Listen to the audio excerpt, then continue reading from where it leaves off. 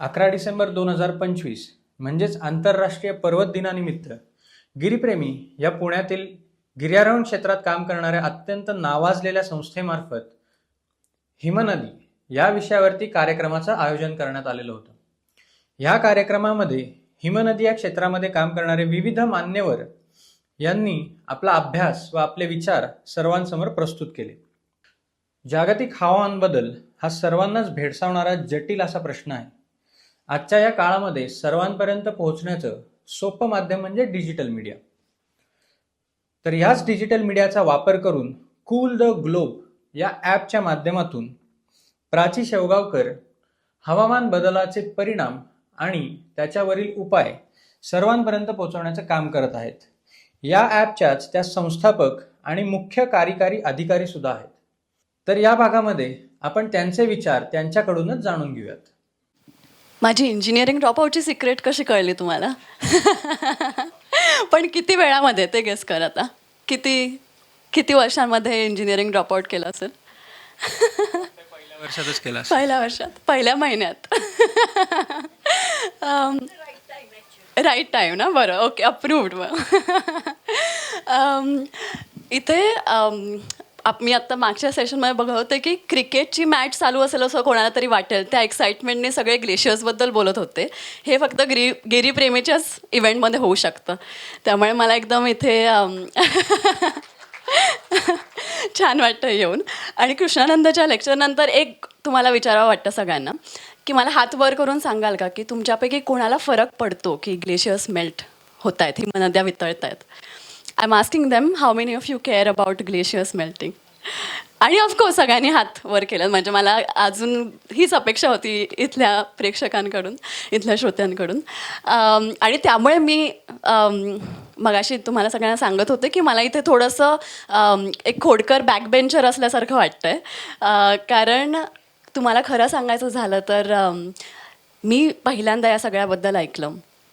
I think तेव्हा मी पण student होते आणि पहिल्यांदा क्लायमेट चेंजबद्दल ऐकलं. मला आठवतं आहे की मी एक गुगल सर्च केला होता की आज जगातली सगळ्यात मोठी समस्या काय. तेव्हा क्लायमेट चेंज समोर आलं. वेगवेगळे वृत्तपत्र, वेगवेगळ्या जागतिक संस्था, सगळे लोक एकमताने म्हणत होते की हवामान बदल, क्लायमेट चेंज आपल्यासमोरची सगळ्यात मोठी समस्या आहे. पण पहिल्यांदा मी ऐकलं तेव्हा मला ऐकून वाटलं की मग माझ्या आजूबाजूला याबद्दल कोणीच का काही बोलत नाही आहे. मग मी अजून त्याबद्दल वाचायला सुरुवात केली की क्लायमेट चेंजमुळे काय होतं आहे. पृथ्वीचं तापमान 1 डिग्रीनी जवळपास वाढलं आहे. मग काय फरक पडतो? मग त्याबद्दल अजून वाचायला सुरुवात केली की हिमनद्या वितळत आहेत, सूर्याची पातळी वाढत चालली आहे, जैवविविधता कमी होती आहे, वेगवेगळे अशा अनेक वेगवेगळ्या गोष्टी समोर आल्या, वाचायला लागले. ते सगळं मी वाचलं आणि वाचून स्वतःला हाच प्रश्न विचारला जो तुम्हाला आज विचारला की मला याने फरक पडतो का? आणि तुम्हाला खरं सांगायचं झालं तर जेव्हा मी पहिल्यांदा हा प्रश्न स्वतः विचारला तेव्हा मला वाटलं की हो, काहीतरी मोठं होतं आहे कदाचित. पण मला नाही याने एवढा फरक पडत. म्हणजे तेव्हा मी 17-18 वर्षाची असेन. माझ्या आजूबाजूला बऱ्याच गोष्टी होत्या. मला परीक्षा होत्या, मित्रमैत्रिणी होते, खेळायचं होतं. ते सगळं सोडून माझ्यासमोर मला वेगवेगळ्या समस्या दिसत होत्या. अशिक्षितता, शेतीच्या समस्या, ते सगळं सोडून कुठेतरी उत्तर ध्रुवावर बर्फ वितळतोय आणि मला का फरक पडावा. त्यामुळे मी हा विषय बाजूला सोडून दिला. मग आता आज तुम्हाला हीच एक छोटीशी गोष्ट सांगावीशी वाटते की ती मुलगी जी म्हणली होती की मला नाही याने फरक पडत, मी आता पूर्ण करिअरच माझं या गोष्टीसाठी वाहून दिलं आहे. तो प्रवास कसा झाला त्याबद्दल तुम्हाला सांगावं वाटतं. तर सुरुवात झाली मी खूप छोटी असताना शाळेमध्ये होते तेव्हा. माझी शाळा इथे जवळ अक्षरनंदन नावाची शाळा, त्यामुळे हा रस्ता एकदम ओळखीचाच रस्ता आहे. तुमच्यापैकी काही लोकांना माहिती असेल. वेगळी शाळा होती, मराठी माध्यमातून शिक्षण होतं आणि आहे म्हणजे वेगळी शाळा आहे, मराठी माध्यमातून शिक्षण आहे आणि एक्सपेरिमेंटल लर्निंग असं म्हणता येईल. त्यामुळे आम्हाला असे वेगवेगळे गृहपाठ मिळायचे. तेव्हा एक दिवस ताईने एक असाच वेगळा गृहपाठ दिला होता की 10 वर्षांनंतरच्या स्वतःला एक पत्र लिहा. तेव्हा मी कोण असेन, काय करत असेन, कोण बनले असेन. ते पत्र मी लिहिलं आणि मग त्याबद्दल विसरून गेले.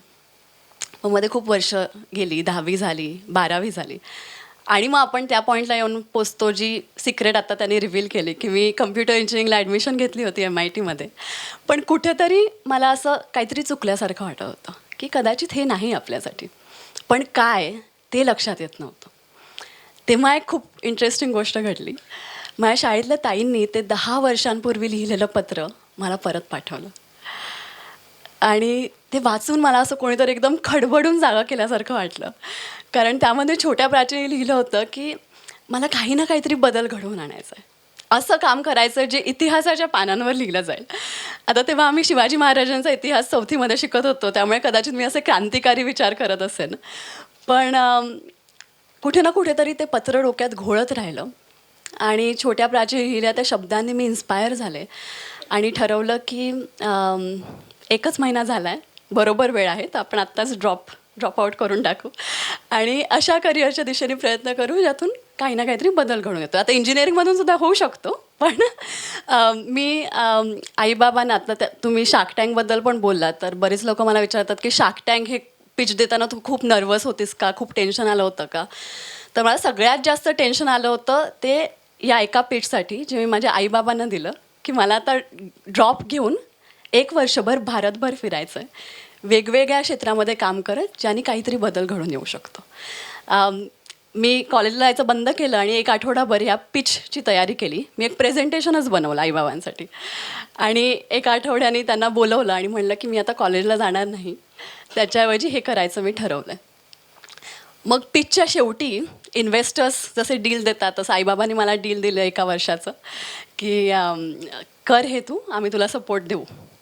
आणि मग आम्ही एक वेगळा उपक्रम केला. जी लोकं माझ्यासाठी खूप इन्स्पायरिंग आहेत, ज्यांच्यासारखं काम मला करावंसं वाटतं, अशा लोकांची मी यादी केली.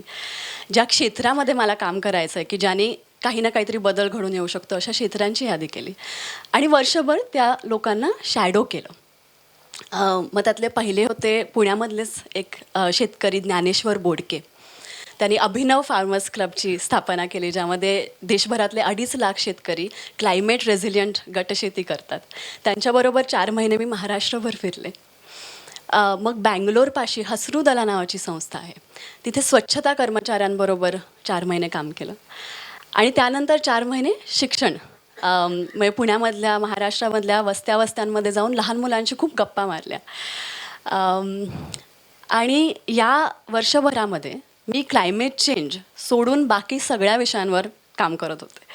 पण जसं विक्रमावर वेताळ बसतो तसं या वर्षभरात बाकीच्या क्षेत्रात काम करत असतानाही क्लायमेट चेंज काही माझी पाठ सोडली नाही. आत्तापर्यंत मी याबद्दल फक्त वाचत आले होते, पण या वर्षभरात मला अशी काही लोकं भेटली जे हे कॅटॉस्ट्रॉफिक इफेक्ट्स ऑफ क्लायमेट चेंज याबद्दल मी फक्त वाचलं होतं, ते लोक ते जगत होते आणि त्यांनी याकडे बघण्याचा माझा दृष्टिकोन एकदम बदलून टाकला.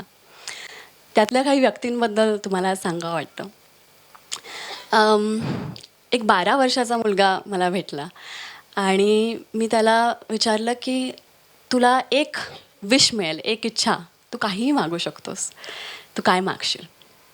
त्याचं उत्तर मी कधीच विसरणार नाही.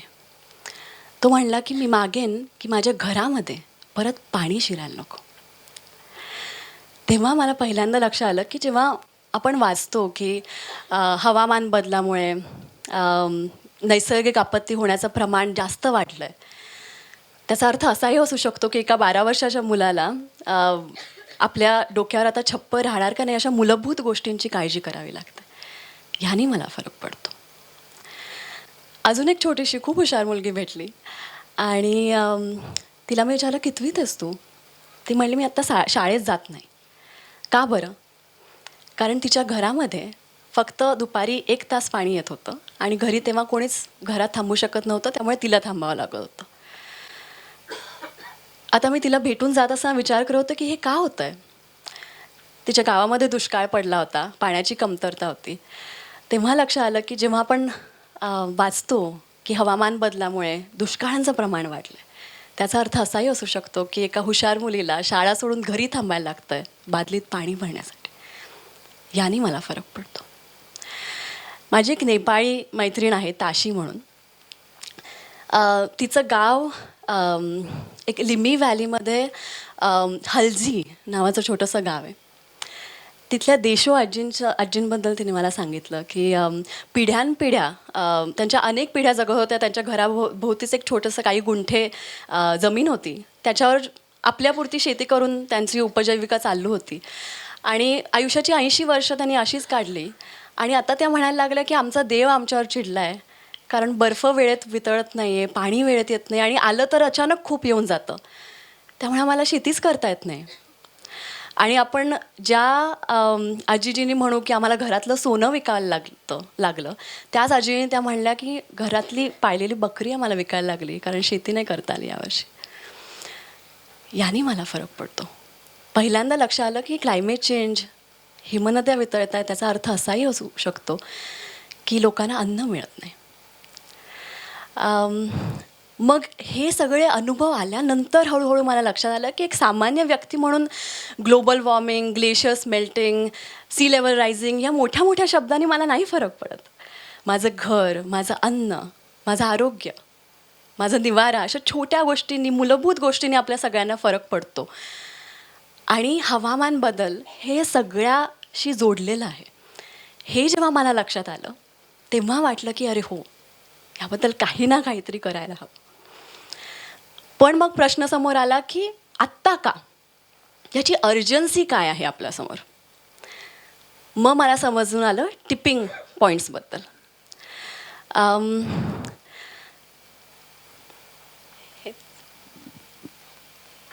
Hello, yes. So tipping points म्हणजे काय मला माहिती नव्हतं, पण आत्ता का याबद्दल आपण काहीतरी करणं खूप महत्त्वाचं आहे हे मला समजलं जेव्हा मला त्याबद्दल समजलं तेव्हा. म्हणजे आता इमॅजिन करा की ही म्हणजे आपल्या पृथ्वीचं तापमान आहे, वातावरण आहे, आणि आत्ता ते इक्विलिब्रियममध्ये आहे. आता आपण हळूहळू जसे जसे अजून ग्रीनहाऊस गॅसेस एमिट करतो आहे तसा हा इक्विलिब्रियम डिस्टेबलाइज होतो आहे. मग आता आपल्याला हळूहळू थोडे थोडे अफेक्ट दिसायला लागत आहेत की हल्ली आधी एवढी थंडी पडत नाही, किंवा कुठे दुष्काळ येतो आहे, कुठे पूर पडत आहेत, अजून इक्विलिब्रियम डिस्टर्ब होताना आपल्याला दिसतो आहे. आता हळूहळू तो वेग घ्यायला गेला आहे. मग आता अजून हिमनद्या वितळायला लागल्यात, उत्तर ध्रुवाचा बर्फ वितळतो आहे, अशा छोट्या छोट्या गोष्टी दिसायला लागल्यात. आणि हा आला टिपिंग पॉईंट, ज्याच्या पलीकडे आपण गेलो तर परत कधीच येता येणार नाही. तर पुढच्या 30 वर्षामध्ये, आता 30 वर्षापेक्षा कमी राहिली, 2050च्या आत आपण याबद्दल काही केलं नाही तर असे 15 टिपिंग पॉईंट्स आपल्यासमोर आहेत. ॲमेझॉन फॉरेस्ट डायबॅक म्हणजे ॲमेझॉनचं जंगल अचानक मरणं, किंवा भारताचा मान्सून हा कायमचा बदलणं, तसंच परमाफ्रॉस्ट म्हणजे परमाफ्रॉस्टचा एक खूप मोठा लेयर आहे, तो वितळला तर खूप मोठ्या प्रमाणात मिथेन बाहेर येईल. असे काही अनेक टिपिंग पॉईंट्स आपल्यासमोर आहेत, आणि ते सगळे टिपिंग पॉईंट्स एकमेकांना ट्रिगर करतात. तर आत्ता आपण काही केलं नाही तर आपण अशा स्थितीला येऊन पोचू जिथून आपल्याला परत कधीच येता येणार नाही. म्हणून आपण म्हणतो की climate change is a irreversible problem. मी प्रभुणे सरांकडून, ते जर्नलिस्ट असल्यामुळे त्यांच्याकडे खूप पेनं आहेत, तर मी त्यांना म्हणलं की तुमच्याकडे जे 4-5 पेनं आहेत त्यातलं सगळ्यात वाईट मला द्या. ते का ते आता तुम्हाला कळलं असेल. तर मग मला वाटलं की अरे, आपल्याकडे फक्त काही दशके आहेत एवढ्या मोठ्या प्रॉब्लेमबद्दल काहीतरी करायला. मग हा प्रॉब्लेम खूप असा मोठा आणि ओव्हरवेल्मिंगसुद्धा वाटतो. म्हणजे मला आठवतं की मी माझ्या वडिलांकडे गेले आणि त्यांना विचारलं की क्लायमेट चेंज इतकी मोठी समस्या आहे, त्याच्याबद्दल माझ्यासारखी एक सामान्य मुलगी काय करू शकते. मग आम्ही ठरवलं की आपण सुरुवात करू आपल्या घरापासून. आपल्या स्वतःमुळे होणारं कार्बन उत्सर्जन 10% कमी करायचं त्यावर्षी चॅलेंज घेतलं. मग ते कसं, आपल्या काय वेगवेगळ्या कृतींमुळे सगळ्यात जास्त उत्सर्जन होतं ते कसं कमी करता येईल. मग आधी छोट्या छोट्या गोष्टी करायला सुरुवात केली की कॉलेज 10 किलोमीटर लांब होतं, तर काही दिवस सायकलने प्रवास करायचा प्रयत्न केला, किंवा पब्लिक ट्रान्सपोर्टने. घरामधलं प्लॅस्टिक रिसायकल करायला लागलो, कचऱ्याचा व्यवस्थित निचरा करायला लागलो. अशा छोट्या छोट्या कृती करायला सुरुवात केली. मग लक्षात आलं की हे जर मला सातत्याने करत राहायचं आहे तर मला हे मोजता आलं पाहिजे की या छोट्या गोष्टी मी करून काय फरक पडला.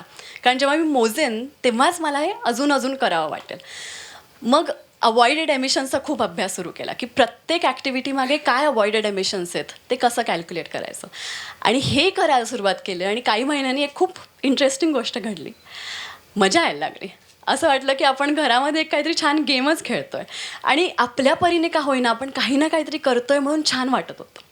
मग कदाचित आम्हाला एवढी मजा येत होती असं म्हणून असेल, पण आजूबाजूचे लोकही ते बघायला लागले. माझे मित्रमैत्रिणी, शेजारपाजारी येऊन म्हणायला लागले की काहीतरी तुम्ही वेगळा उपक्रम करताय आणि यामध्ये आम्हालाही सहभागी व्हायला आवडेल. मग विचार सुरू केला की आपल्या घराच्या पातळीला आपण हा जो उपक्रम चॅलेंज सुरू केला आहे त्यामध्ये जगभरातल्या नागरिकांना कसं आपण सहभागी करून घेऊ शकतो. आणि त्यातून कूल द ग्लोब ॲपची आयडिया समोर आली. अशी ॲप बनवायचं ठरवलं ज्यातून तुमच्या आमच्यासारखी लोकं एकत्र येतील आणि सगळे मिळून आपल्या स्वतःच्या घरातून सुरुवात करतील क्लायमेट चेंजशी लढण्यासाठी. मग कॉलेजमध्ये शिकत असतानाच ॲप बनवली. 3 वर्ष दिवस रात्र काम करून ॲप लॉन्च केली. आणि खूप सिम्पल आयडिया होती की प्रत्येकजण आपण एक निश्चय करू की माझं स्वतःचं कार्बन फुटप्रिंट दरवर्षी 10% कमी करेन. मग त्यासाठी काय वेगवेगळे मार्ग आहेत असे 100पेक्षा जास्त पर्यावरणपूरक कृती ॲपवर दाखवल्या आणि प्रत्येक कृतीमधून किती कार्बन उत्सर्जन कमी होतं आहे ते सुद्धा दाखवायला लागलो. ही ॲप लॉन्च केली आणि एका 3रीतल्या सोलापूरच्या मुलाचा फोन आला आणि तो म्हणला की या कृती मी माझ्या आयुष्यात करतो आहे, पण मला कायम वाटतं की मी एकट्याने हे केल्याने काय फरक पडतो. आपल्याला कायम असं वाटत आलं की जेव्हा आपल्यासारखी अनेक लोकं एकत्र येतात तेव्हा आपण सगळ्यांनी मिळून केलेल्या छोट्या छोट्या कृतींमधून सुद्धा परिवर्तन घडून येऊ शकतं. म्हणून ॲपवर एक ग्लोबल मीटर सुरू केला जो दाखवून देईल रिअल टाईममध्ये की जगभरातल्या नागरिकांनी मिळून प्रत्येकाने स्वतःच्या घरामध्ये सुरुवात करून किती कार्बन उत्सर्जन कमी करून दाखवलं. ही ॲप लॉन्च केली आणि मग लक्षात आलं की आता तर खरी सुरुवात आहे. आपण ॲप लॉन्च केली आहे पण खरं चॅलेंज आहे की लोकांना कन्व्हिन्स करणं की क्लायमेट चेंजसारख्या मोठ्या प्रॉब्लेमबद्दल मी सुद्धा काही करू शकतो.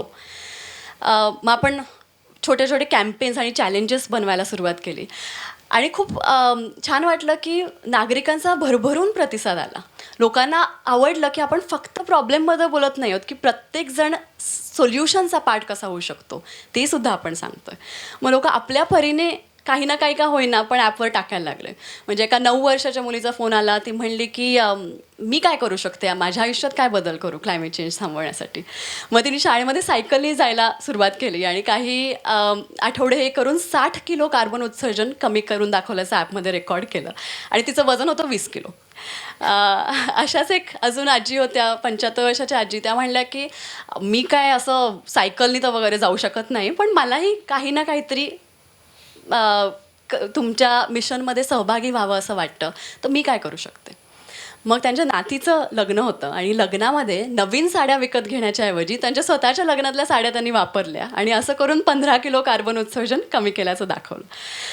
आज 10 प्लॅस्टिकच्या बाटल्या वापरण्याच्या ऐवजी आपण एक भांडं ठेवलं इथे पिण्यासाठी, तांबा ठेवला आहे. तर हे करून मी आत्ताच ॲपमध्ये रेकॉर्ड केलं की आपण सगळ्यांनी मिळून एक 1.5 किलो कार्बन उत्सर्जन एवढ्या छोट्याशा कृतीतून करून दाखवलं आहे. तर असे छोट्या छोट्या कृती लोक टाकायला लागले आणि असं दिसून आलं की एका कृतीतून अजून 10 इन्स्पायर होत आहेत आणि पूर्ण citizen led word of mouth मुव्हमेंट्सनी आपण जगभर पसरलो. 2 कोटीपेक्षा जास्त लोकांपर्यंत आपल्या कॅम्पेन्स पोचल्या आणि आज मी तुमच्याशी बोलते तेव्हा 150 देशामधले नागरिक कूल द ग्लोब ॲपवर एकत्रित आले आहेत आणि सगळ्यांनी मिळून आणि सगळ्यांनी मिळून 75 लाख किलो कार्बन उत्सर्जन कमी करून दाखवलं आहे आणि ही फक्त सुरुवात आहे. आता बरेचदा मला हा प्रश्न येतो की एवढा मोठा बदल घडून आणायचा तर आपल्या छोट्या कृतींनी काय फरक पडतो. चेंजेस पॉलिसी लेवलला व्हायला पाहिजेत, ऑर्गनायझेशनल लेवलला व्हायला पाहिजेत. हळूहळू मला लक्षात आलं की जेव्हा मी माझ्या घरातून सुरुवात करते तेव्हा it creates a ripple effect for even larger systemic changes. जेव्हा ॲप कूल द ग्लोब खूप ट्रॅक्शन घ्यायला लागलं तेव्हा मला मागच्या युनायटेड नेशन जनरल असेंब्लीमध्ये एक इन्व्हिटेशन आलं US स्टेट डिपार्टमेंटकडून की UN मध्ये एक हाय सीज ट्रीटी असं डिस्कशनमध्ये होती. त्या ट्रीटीचा हे असाच की आपल्या नद्या किंवा आर्क्टिक आईस शील्ड अशी जे क्लायमेट चेंज थांबवण्यासाठी अतिशय महत्त्वाच्या घटक आहेत त्यांच्या प्रोटेक्शनसाठी काय करता येईल, कारण ते कोणत्याच एक नॅशनल ज्युरिस्डिक्शनमध्ये येत नाहीत. तर त्यांच्या प्रोटेक्शनसाठी एक ट्रीटी म्हणून हाय सीज ट्रीटी ही गेली 5-10 वर्ष UN मध्ये पास व्हायचा प्रयत्न चालू होता. आणि शास्त्रज्ञांनी जाऊन पॉलिसी मेकर्सशी डिस्कशन्स केलं तरी काही झालं नाही. वेगवेगळे लॉबिंग एफर्ट झाले तरी काही झालं नाही. शेवटचा एफर्ट म्हणून त्यांनी एक 10 तरुण मुलांना आपण ही लॉबिंग करायची संधी देऊयात असा विचार केला. आणि त्यापैकी एक म्हणून मला UN जनरल असेंब्लीमध्ये जायची संधी मिळाली. आणि US च्या एन्व्हायरमेंट डिपार्टमेंटचे जे सेक्रेटरी ऑफ स्टेट होते लिटिल जॉन, त्यांच्याबरोबर आमची मीटिंग झाली. आणि हिमनद्यांबद्दल आम्ही टेक्निकल टर्म्समध्ये त्यांच्याशी डिस्कशन नाही केलं. आम्ही त्यांच्याशी बोललो आमच्या आयुष्याबद्दल. आम्ही त्यांना सांगितलं की आम्हाला याने का फरक पडतो. असं 2 तास आम्ही मीटिंग केली. आणि दुसऱ्या दिवशी USने अनाऊन्स केलं की हाय सीज ट्रीटी ते आता रॅटिफाय करणार आहेत.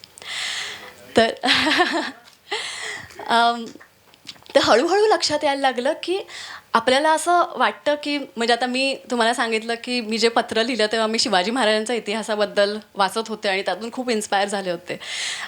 मी शाळेमध्ये असताना अशी वेगवेगळी पुस्तक वाचायचे, क्रांतिकाऱ्यांबद्दल वाचायचे आणि मला वाटायचं की अरे आपण खूप बोरिंग वेळी जन्मालो, आपण त्यावेळी जन्मायला हवं होतं. आता मला समजतं की आपण कदाचित मानवी इतिहासाच्या सगळ्यात महत्त्वाच्या टप्प्यावर येऊन पोचलो आहे. की आता आपण सगळे मिळून काय करतो त्यांनी फक्त आपलं नाही तर अनेक भावी पिढ्यांचं आयुष्य अवलंबून आहे. आणि ही फक्त एक जबाबदारी नाही, ही एक संधी आहे. स्वतःच्या घरी आपल्या कृतींमधून जग बदलून दाखवण्याची संधी. तर कोणताही लॉ लिहिला जाऊन तो पास होण्यासाठी अनेक दशकं लागतात. शास्त्रज्ञांनी काही इन्व्हेन्शन केलं तर ते टेस्ट होऊन इम्प्लिमेंट होण्यासाठी त्याहून जास्त टाईम लागतो. पण आपण आज आपल्या आयुष्यात जी कृती करायची ठरवतो ती मात्र वणव्यासारखी पसरू शकते. त्यामुळे आपल्या स्वातंत्र्य लढ्याच्या वेळी जसे सामान्य नागरिक मैदानात उतरले होते तीच वेळ परत आली आहे.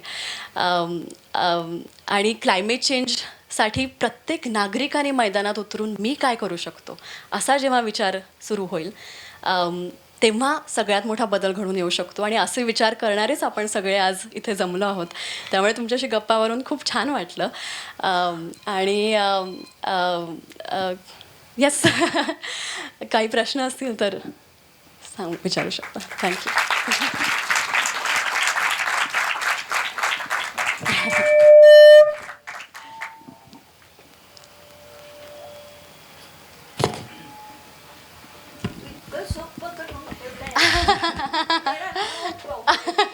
कोणाला काही प्रश्न असतील तर नक्की विचारा. Yes sir.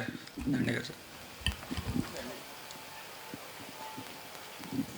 ते कार्बन उत्सर्जन कमी होतं बरोबर. त्याच्याबद्दल थोडा प्रकाश टाका. कारण तुम्ही आत्ता इथं उदाहरण दिलं की त्या प्लास्टिकच्या बाटल्या नाहीत आणि छान तांब्या भांडं ठेवलं आहे. बरोबर. तर हे कसं काय, म्हणजे उत्सर्जन कमी करायला पाहिजे हे तर आता सगळ्यांनी मान्य केलं आहे, बरोबर. प्रयत्न सुरू करतायत. थँक्स टू युअर गायडन्स आणि खूप त्याच्यात तुम्ही काम केलं आहे, खूप बरं वाटलं. कारण हे उत्सर्जन वगैरे आम्ही आता गेले 10-15 वर्ष ऐकतोय आणि डोक्याला हात लावतोय की काय होणार. आणि पुढच्या पिढीचाही तुम्ही इतक्यात तरुण असून विचार करतायत, कॉम्प्लिमेंट. पण त्याच्याबद्दल जास्त आम्हाला एक सामान्य नागरिक घरात काय करू शकतो आणि कसं मोजू शकतो, बरोबर. प्लीज. वा, छान प्रश्न.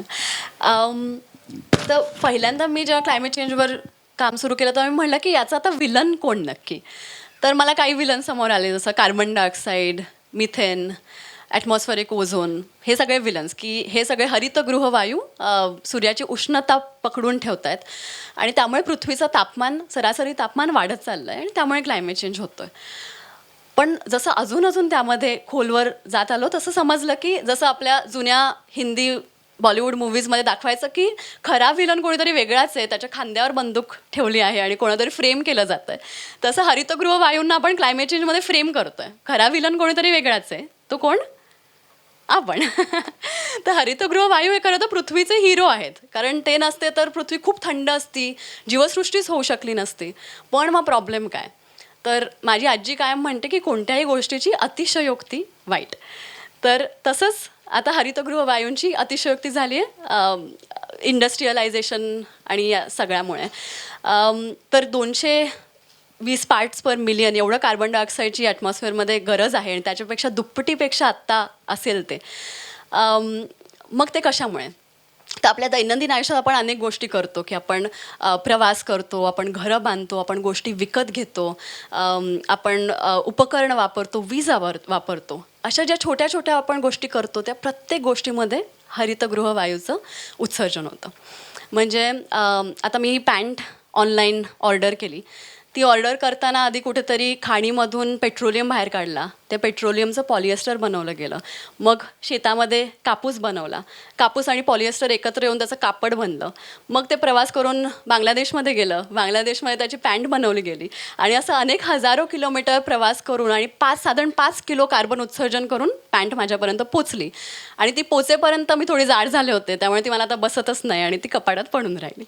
असं माझ्याबरोबरच मी वापरणाऱ्या प्रत्येक वस्तूचं सुद्धा कार्बन फुटप्रिंट आहे. तर अशा या आपण वेगवेगळ्या गोष्टी करतो, त्यामुळे आपल्यामुळे होणारा हरितगृह वायूचं उत्सर्जन किंवा कार्बन डायऑक्साईडचं उत्सर्जन हा माझा कार्बन फुटप्रिंट.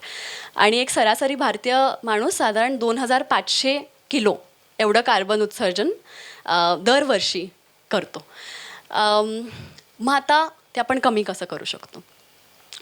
तर त्यासाठीच कूल द ग्लोब ॲप आपण बनवली आहे.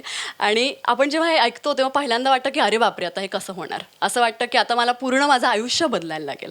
पण आयुष्य बदलायचा आपण विचार केला तर कधीच सुरुवात होऊ शकत नाही. त्यामुळे आपण म्हणतो की आल्या आल्या प्रत्येक व्यक्तीला आपण एक मंथली टार्गेट देतो स्वतःचा कार्बन फुटप्रिंट कमी करायचं. आणि आता cool the globe app he free app आहे. प्ले स्टोअर आणि ॲप स्टोअरवरून डाउनलोड करता येते. आणि आल्या आल्या तुम्हाला एक टार्गेट मिळेल. या महिन्याचं टार्गेट साधारण 26 किलो कार्बन उत्सर्जन कमी करा असं असेल. आणि मग तुम्हाला वेगवेगळे ॲक्शन दिसतील. तुम्ही सकाळी उठल्यापासून रात्री झोपेपर्यंत काय करू शकता? अक्रॉस मी प्रवास कसा करते, मी काय वस्तू विकत घेते, मी काय अन्न खाते, मी कचऱ्याचा निचरा कसा करते, अशा वेगवेगळ्या एरियाजमधनं तुम्हाला छोट्या छोट्या अनेक कृती दिसतील. आणि कायम आपण म्हणतो की या 100पेक्षा जास्त कृती दिसल्यानंतर अशी एक कृती निवडा आजपासून जी तुम्हाला सगळ्यात आनंद देईल. कारण फक्त सस्टेनेबिलिटीसाठी, फक्त पर्यावरणासाठी म्हणून आपण कोणतीच गोष्ट लाँग टर्म करू शकत नाही. तर अशी एक कृती निवडा आजसाठी, आजपासूनसाठी. आणि मग बघा की ती कृती आनंददायी कशी करता येईल, त्यात तुम्हाला मजा कशी येईल. मग ते केल्यानंतर आपल्याला मोजायचं आहे की ही कृती केल्याने किती कार्बन उत्सर्जन कमी झालं. कारण ते मोजल्यानंतर एकदम छान वाटेल, करत राहावं वाटेल. आपली छोट्याशा गोष्टींनी काय बदल घडून आला ते जेव्हा दिसतं तेव्हा ते आपण अजून करत राहतो. ते मोजण्यासाठीच कूल द ग्लोब ॲप आहे. त्या कृती रेकॉर्ड करून तुम्हाला दिसेल किती कार्बन उत्सर्जन कमी झालं. आणि मग त्याच्यानंतर चौथी गोष्ट, जी सगळ्यात महत्त्वाची गोष्ट आपल्या सगळ्यांना करायची आहे, की एक पर्यावरणपूरक कृती केली, ती करताना मजा कशी येईल याचा विचार केला, मग त्यातून किती कार्बन उत्सर्जन कमी झालं ते मोजलं आणि मग आपल्याला शो ऑफ करायचं आहे. आपल्याला 10 लोकांना सांगायचं की मी काय केलं, त्यातून किती कार्बन उत्सर्जन कमी झालं, खूप शो ऑफ करायचं आहे. आणि मग समजेल की माझ्या एका कृतीतून अजून 10 लोक इन्स्पायर झाले आणि त्यातून परिवर्तनाची सुरुवात होऊ शकते. थँक्यू.